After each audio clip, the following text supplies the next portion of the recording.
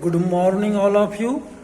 मैं professor Vikas Kumar Shakuni Chaudhary college of education से BEd first year, और मेरा सब्जेक्ट जैसा कि आप लोग जानते हैं C6 gender, school and society.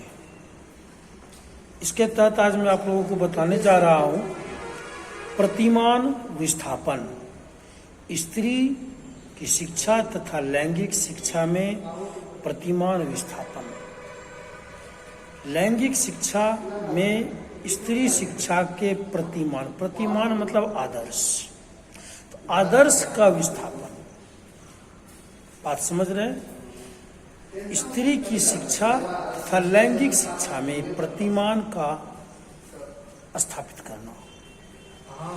हम सभी जानते हैं कि शिक्षा चाहे अनौपचारिक हो या औपचारिक, उसका स्थान अत्यंत महत्वपूर्ण होता है। शिक्षा के द्वारा व्यक्ति दिन प्रतिदिन सीखता है, स्वयं में सुधार करता है, सभ्यता की ओर अग्रसर होता है। शिक्षा के बिना किसी भी सभ्य मनुष्य की परिभाषा अपूर्ण रह जाती है। शिक्षा का महत्व इतना अधिक है, फिर भी इसके बावजूद भी आधी आबादी अर्थात स्त्रियों की शिक्षा आधी अधूरी है, उपेक्षित है। शिक्षा का समुचित रूप से आयोजन ना किया जाना इसका मुख्य कारण है, जिससे स्त्रियों की शिक्षा उपेक्षित रह गई। 21वीं सदी में लैंगिक शिक्षा के नवीन प्रतिमानों को आत्मसात करने और प्राचीन तथा रूढ़िवादी प्रतिमानों को विस्थापित करने की प्रबल आवश्यकता है। जब प्राचीन काल में जो शिक्षा के प्रतिमान थे वह पुराने तौर तरीके से थे। आज नवीन स्थिति में, मॉडर्न युग में, आधुनिक युग में जो प्रतिमान विस्थापन है वह एक अलग प्रवृत्ति का है। तो हम लोग इसी के बारे में चर्चा करेंगे। Paradigm shift in women's education and gender education. स्त्रियों की शिक्षा तथा लैंगिक शिक्षा में प्रतिमान विस्थापन। स्त्रियों की शिक्षा तथा लैंगिक शिक्षा में प्रतिमान विस्थापन से पूर्व हमें इनके विषय में जानना आवश्यक है। शिक्षा के लिए प्राचीन काल से लेकर आधुनिक काल तक कई प्रकार की अवधारणाएं प्रचलित हुई। शिक्षा के कई अभिकरण स्थापित किए गए। हम सभी जानते हैं ये 2 प्रकार के अभिकरण होते हैं, अनौपचारिक अभिकरण, औपचारिक अभिकरण और अनसौपचारिक अभिकरण।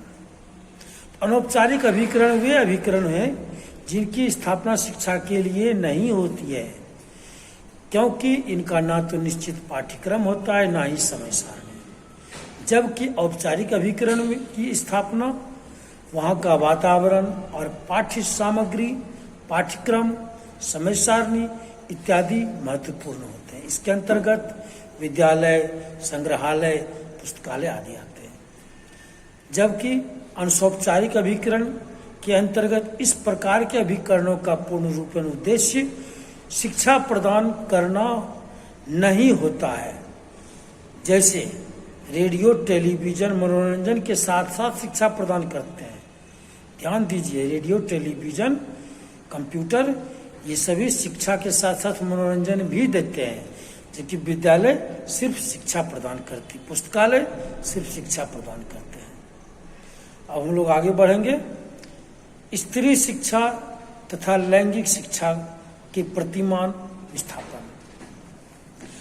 स्त्री शिक्षा, लैंगिक शिक्षा के प्रतिमानों का अध्ययन हम लोग विभिन्न कालखंडों में करते हैं, जैसे प्राचीन काल, मध्यकाल, आधुनिक काल।